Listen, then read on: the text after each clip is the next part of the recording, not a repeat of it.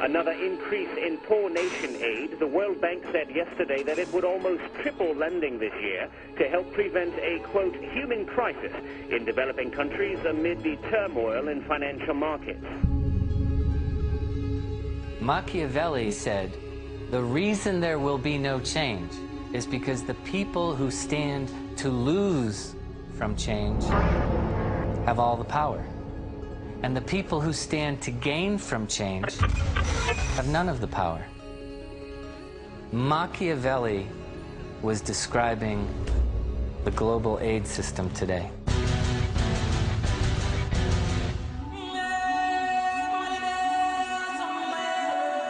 We can't continue to talk about the tragedy of poverty and not talk about aid. Over $2 trillion have been spent on aid. Aid creates dependency. More aid and more aid and more aid. We've seen that aid has subsidized dictators, encouraged inefficiency. Most of the money for aid doesn't actually get to the poor.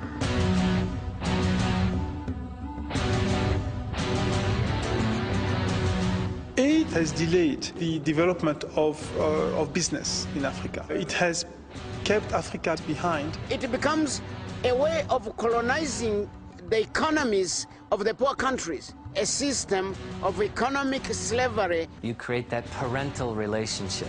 It's patron-client, it's master-slave, it's all broken. These are the strategies of the last 50 years, and they failed for 50 years, and they're going to continue to fail. It's time to change.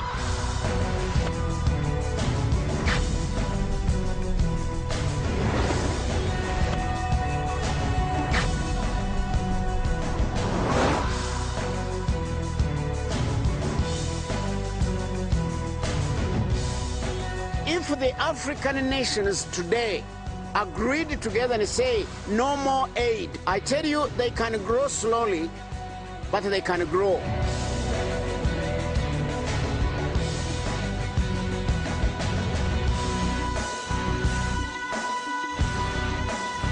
Economic transformation in the long term come from locally run, locally owned businesses.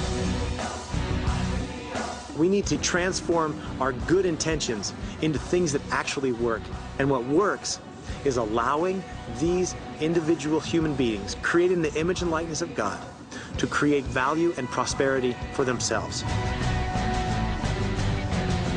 We are working to train people into entrepreneurship and be disciples of God in transforming their own nation. I've seen that. I've seen that through my business. Nobody owes us anything. You don't expect the whole world to be able to address your own problems. We are here to meet up front these challenges we face. Entrepreneurship should become something that is the language and the life of our day-to-day people. To create capacities in people, to empower them to be able to stand on their own. People have lots of energy, lots of capacity. Business is the normative way in which people rise out of poverty, not state-to-state aid, not the largesse of politicians and bureaucrats. It might not be very romantic to think that it's just humdrum business, but it's true. These people are the engine of growth. They are changing slums into cities. Instead of training job seekers, we train job makers. A sense of independence, a sense of human dignity. Confidence, knowledge, empowerment, opportunity, character, responsibility, hard work, vision, self-esteem, the new moral purpose, abundance of life. Economies can grow. Anything is possible.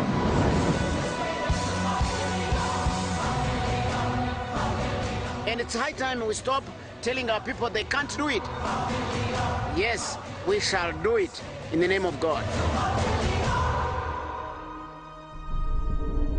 There's a false notion that poor countries are poor because rich countries are rich, and that somehow there's a justice requirement that wealthy countries have to transfer money from developing countries' taxpayers to developing countries. They think they owe the poor people to give them money without thinking about how they are going to use this money. What Africans need are not handouts. What all people need are the foundations to allow them to live out their freedoms and live out their responsibilities, to fail and to succeed.